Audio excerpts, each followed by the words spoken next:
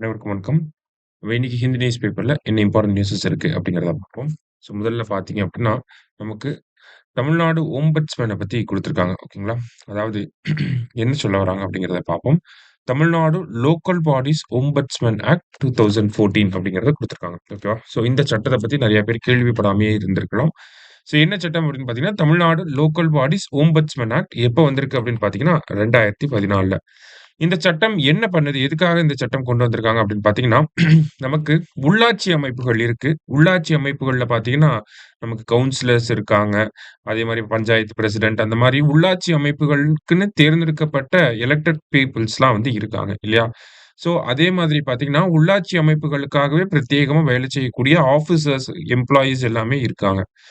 இவங்க ஏதாவது தவறு பண்றாங்க, இவங்க ஏதாவது ஊழல் பண்றாங்க அப்படிங்கிறப்ப, அவங்கள எதிர்த்து பொதுமக்கள் யார்கிட்ட கம்ப்ளைண்ட் பண்ணலாம் அப்படின்னு பார்த்தீங்கன்னா, இந்த லோக்கல் பாடிஸ் ஓம்பட்ஸ்மேன் ஆக்ட்க்கு கீழ போடப்பட்டிருக்கக்கூடிய ஓம்பட்ஸ்மேன் கிட்ட நம்ப கம்ப்ளைண்ட் பண்ண முடியும். சரிங்களா?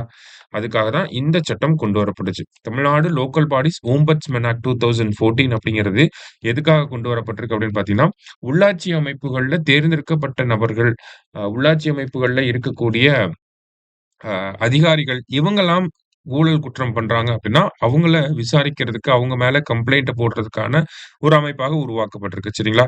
ஸோ இவரு என்ன பண்ண முடியும்? இந்த ஓம்பட்ஸ்மனா இருக்கக்கூடிய நபர் என்ன பண்ண முடியும் அப்படின்னு பார்த்தீங்கன்னா, அவங்க அ அவங்க கம்ப்ளைண்ட் வந்துச்சு அப்படின்னா, அதுக்கு இன்குயரி நடத்த முடியும். ஓகேங்களா?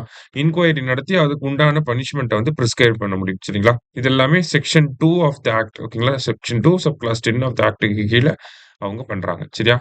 ஸோ இததான் நம்ம இந்த இடத்துல பார்க்குறோம். இந்த செய்தி எதுக்காக வந்துச்சுன்னா, இந்த ஓம்பட்ஸ்மேன் ஒரு முனிசிபல் கமிஷனர் மேல ஒரு ஆர்டர் பாஸ் பண்ணியிருப்பாரு. ஒரு பனிஷ்மென்ட் குடுத்திருப்பாரு.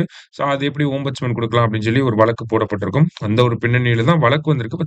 இருந்தாலுமே நமக்கு தெரிஞ்சுக்க வேண்டியது Tamil Nadu local bodies ombudsman act 2014ல வந்திருக்கு. அவங்க உள்ளாட்சி அமைப்புகள்ல இருக்கவங்க மீது விசாரணை பண்ண முடியும் அப்படிங்கிறத நம்ம தெரிஞ்சுக்கணும். சரிங்களா? அடுத்ததா பார்த்தீங்க அப்படின்னா நமக்கு RBI to transfer 2.69 lakh crore to government via dividend அப்படின்னு சொல்லி குடுத்துருக்காங்க.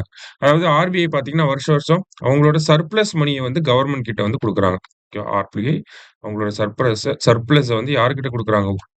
ஈவுத்தொகை அப்படின்னு சொல்லி தமிழ்ல சொல்லுவாங்க. கவர்ன்மென்ட் கிட்ட குடுக்குறாங்க. அந்த வகையில இந்த வருஷம் எவ்வளவு குடுத்துருக்காங்க? 2024, 25 ஃபினான்ஷியல் இயர்க்கு எவ்வளவு குடுத்துருக்காங்க அப்படின்னு பார்த்தீங்கன்னா, 2.69 லேக் குரோர் குடுத்துருக்காங்க. சரியா?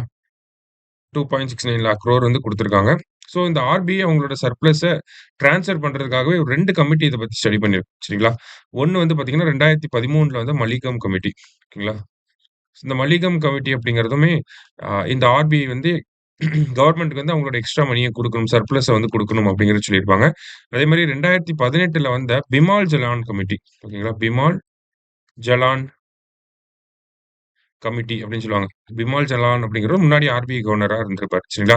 இந்த பிமால் ஜலான் கமிட்டி என்ன சொல்லியிருப்பாங்கன்னா, ஒரு ஃப்ரேம் ஒர்க் ரெடி பண்ணி குடுத்திருப்பாங்க. ஓகேங்களா? எக்கனாமிக் கேப்பிட்டல் ஃப்ரேம் ஒர்க் அப்படிங்கிறத ரெடி பண்ணி குடுத்திருப்பாங்க. இந்த ஃப்ரேம் ஒர்க் ஒரு பேசிஸா வச்சு, இது அடிப்படையில ஆர்பிஐ இந்த ஃபண்ட் டிரான்ஸ்ஃபர பண்ணணும் அப்படிங்கிறத சொன்னது யாருன்னா, பிமால் ஜலான் கமிட்டி. சரிங்களா? இந்த 2 கமிட்டி பத்தியுமே நம்ம கூடுதலா தெரிஞ்சுக்கணும். சரியா? இன்றைய செய்தித்தாள்ல இருந்த 2 முக்கிய செய்திகள பார்த்திருக்கோம். நன்றி.